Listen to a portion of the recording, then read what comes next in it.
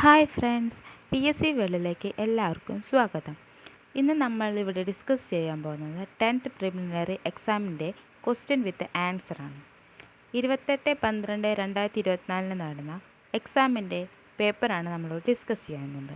നമ്മുടെ ഈ ചാനൽ ഇഷ്ടമായാൽ എല്ലാവരും ലൈക്ക് ആൻഡ് സബ്സ്ക്രൈബ്.